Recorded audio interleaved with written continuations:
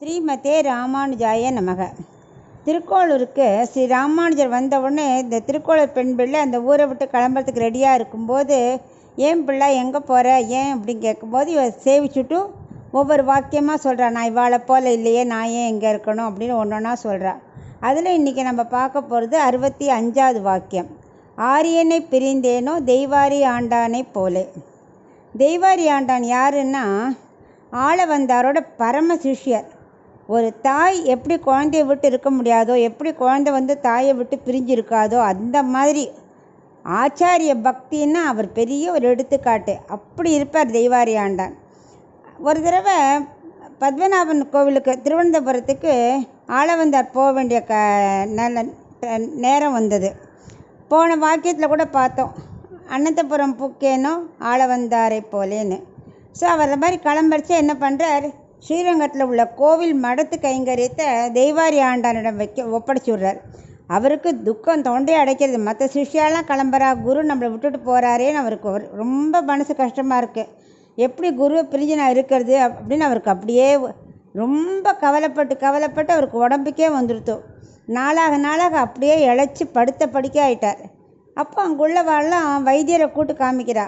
அவர் நாடியெல்லாம் வச்சு பார்த்துட்டு, இவருக்கு சரீரத்தில் ஒரு வியாதியுமே இல்லை, எல்லாம் மனசு தான் வியாதி தான், ஏதோ ஒரு வஸ்துவை பிரிஞ்ச துக்கம் தான் இவருக்கு இருக்குது, அந்த வஸ்து கிடச்சிட்டு அவர் சரியாயிடுவார் அப்படின்னு அந்த வைத்தியர் சொல்லிட்டார்.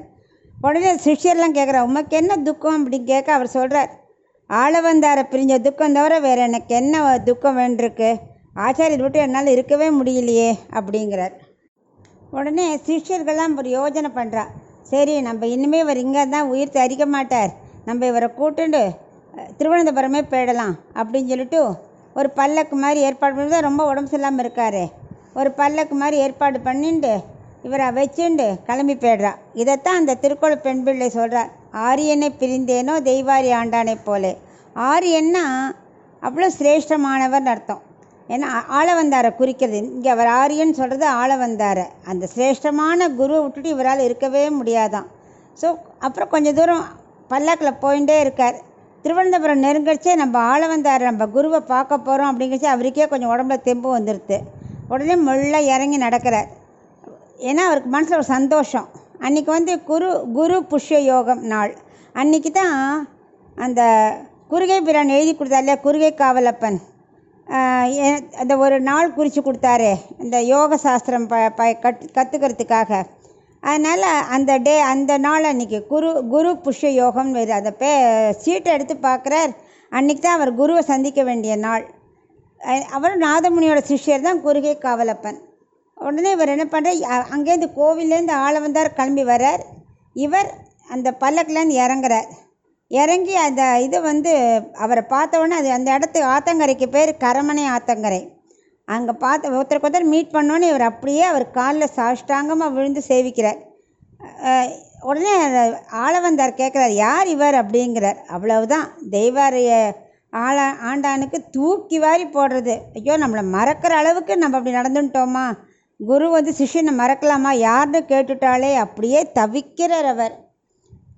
அப்போ அவர் சொல்கிறார், இல்லை சிஷ்யர்கள்லாம் தான் சொல்கிறா, இல்லை உங்களை விட்டு பிரிஞ்சதுலேருந்து இவருக்கு ரொம்ப உடம்பு சரியில்லை, அதனால தான் கூட்டின்னு வந்தோம் அப்படிங்கிறார். உடனே அவர் கேட்குறார், பரதன் எப்படி இருந்த ராமர் சொன்ன உடனே, வைத்த இடத்தில் இருந்தேனோ பரதனை போல ஒரு வாக்கியம் பார்த்தோமே, அந்த மாதிரி பரதன் சொன்ன இடத்துல நான் 14 வருஷம் இருந்தார், நீர் என்ன நான் நான் குரு சொன்னதை கேட்காம இப்படி கிளம்பி வந்துட்டேரே அப்படிங்கிறார். ராமர் சத்தியசந்தன், ஆனால் நான் அப்படி இல்லையோ, அதனால தான் நான் சொன்னதை கேட்காம நீங்கள் வந்துட்டேளோ அப்படின்னு சொன்ன உடனே இவருக்கு அவ்வளோதான், தூக்கி வாரி உடம்பெல்லாம் ஒரே நடுங்கிறது. சொரூபமே மாறி வந்துடுத்தே அப்படின்னு அவருக்கு ஒரே கவலை. சொரூபங்கிறது ஆத்மா, அதான் குரு இட்ட வழக்காக இருக்கணும், அதை விட்டுட்டு மாறி நடந்துட்டேனே அப்படின்னு அவருக்கு ஒரே வருத்தம். துடிக்கிறார் இவர், குரு வார்த்தையை மீறிட்டோமேன்னு புலம்புறார். உடனே அவர் என்ன பண்ணார், எழுந்துக்கவே இல்லை, திருவடியில் விழுந்தவர் எழுந்துக்கவே இல்லை. உடனே ஆளவந்தார், ஓஹோ நான் ராமன் என்று நிரூபணம் பண்ணாதான் எழுந்துப்பீரோ அப்படிங்கிறார். இவருக்கு அதுக்கு மேலே இருக்க முடியல. உடனே எழுந்து கதறி, உம்மை விட்டு பிரிஞ்சு என்னால் இருக்க முடியலையே, அதனால தான் வந்தேன் அப்படிங்கிறார். உடனே ஆளவந்தார், சரி நான் ராமன் நிரூபிக்கணும் அவ்வளவுதானே அப்படின்னு சொல்லி அவர் அப்படியே கட்டி அணைச்சிக்கிறார். அவ்வளோதான். அவர் உடம்பு ஃபுல்லாக பூரணமாக குணமாகிடுது. ரொம்ப சந்தோஷமாகிடுது. தாய் வந்து குழந்தைய கட்டினா அந்த குழந்தைக்கு எப்படி இருக்கும் அந்த மாதிரி ஆகிடுது. உடனே அவர் சொல்கிறார், சரி கோவிலுக்கு போய் பத்மநாபனை சேவிச்சுட்டு வாங்கோ அப்படிங்கிறார். அப்போ சொல்கிறார் தெய்வாரி ஆண்டான், அடியனுடைய திருவனந்தபுரம் உம்மர் திருவடி தான். இதை விட்டுட்டு எனக்கு உள்ளே போய் பத்மநாபன்லாம் சேவிக்கணுங்கிறதே இல்லை. உம்மர் திருவடி தான் எனக்குன்னு மறுபடியும் இவர் திருவடியில் விழுந்து சேவிக்கிறார்.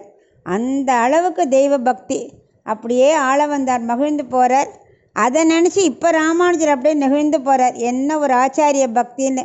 ஏன்னா இவருக்கு ஆளவந்தார் தான் முதன்மையான குரு. பார்க்காட்டாலுமே இவருக்கு வந்து ஆளவந்தார் தான் முதன்மையான குரு. அதனால் இவர் அதை நினச்சி அப்படியே இவர் மகிழ்ந்து உருகி போகிறார் ராமானுஜர். இதைத்தான் அந்த பெண் பிள்ளை சொல்கிறா, ஆரியனை பிரிந்தேனோ தெய்வாரி ஆண்டானை போலேன்னு. அதெல்லாம் அப்படியே கேட்டுட்டே இருக்கார். அப்புறம் ஒரு சமயம் என்னாச்சு, ராமானுஜர் இந்த கோவிலுக்கு வரும்படியாக இருந்தது திருவனந்தபுரத்துக்கு. அப்போது வந்தவுடனே பார்க்குறேன், இங்கே வந்து கோவிலில் வந்து தீர்த்தம் சடாரி அந்த மாதிரி பிரபந்தம் வாசிக்கிறது அதெல்லாம் கிடையாது. ஏன்னா இவெல்லாம் போத்திமார் அந்த வழக்க பிரகாரம் தான் அவள் பண்ணுவாள். திவாகர முனி வம்சத்தை சேர்ந்தவா அவள்லாம். அந்த போத்திமார்களோட பூஜையெல்லாம் வேறு மாதிரி இருக்கும். உடனே ராமானுஜர் நினச்சார், சரி நம்ம வந்து பாஞ்சராத்திரம் அதை வைகான முறை பிரகாரம் கொண்டு வந்துடணும் அப்படின்னு நினச்சார். அதை கேட்டவுடனே போத்திமார்க்கெலாம் ரொம்ப வருத்தமாக போயிடுது. பத்மநாபர் சுவாமிகிட்ட போய் வேண்டிக்கிறா, நாங்கள் என்ன குறை வச்சோம், எங்களோட பூஜை உங்களுக்கு பிடிக்கலையா, நாங்கள் வம்சாதிவாழ் தான் செஞ்சுட்டுருக்கோம் இந்த பூஜையை, இதை போய் மாற்றலாமான்னு அவள் கதறா. உடனே பத்மநாபம் பெருமாளும் நினச்சிக்கிற, கரெக்டு தான் இவள் சொல்கிறது, இவள் என்ன குறை வச்சா அப்படி சொல்லிட்டு ஆச்சாரியர் தூங்கின்னு இருக்கும்போது அப்படியே தூக்கி திருக்குறங்குடியில் கொண்டு வச்சு விட்றாரு. அந்த திருவட்டப்பாறையில் வச்சு விட்றாரு இல்லையா, அதை கண்ணை முழிச்சு பார்க்குறார். நம்ம வேற எங்கேயோ இருக்கோம். ஸோ பத்மநாப பெருமாளுக்கு நம்மளோட கைங்கரியத்தோட மாற்றம் பண்ணுறது பிடிக்கலை போல இருக்குது அப்படின்னு அவர் தீர்மானிச்சு விட்றார். உடனே ராமானுஜர் வந்து வடுகான்னு கூப்பிட்றார். வடுகா இல்லை, பெருமாளே வந்து எல்லாம் பண்ணார். நம்ம பார்த்தோம் போனத ஒரு வாக்கியத்தில்.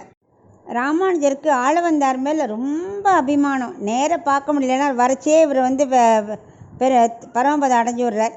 ஆனால் கூட அவர்கிட்ட உள்ள பக்தி இவருக்கு ரொம்ப. இவர் வந்து அவரோட 3 காரியத்தை செய்கிறேன்னு சொன்னப்பறம் அவர் 3 விரலும் நீங்கித்துன்னு படிச்சிருக்கோம் நம்ம. அப்போ சிஷ்யர்கள்லாம் சொல்கிறா, நீங்கள் ஆளவந்தாரை பார்த்தா நீங்கள் என்ன பண்ணியிருப்பீள் அப்படின்னு கேட்குறா. அதுக்கு அவர் சொல்கிறார், அந்த பாக்கியம் எனக்கு கிடைச்சா பூலோகத்துலேருந்து வைகுண்டத்துக்கு ஒரு சுழற் படிக்கட்டே வச்சுருப்பேன்.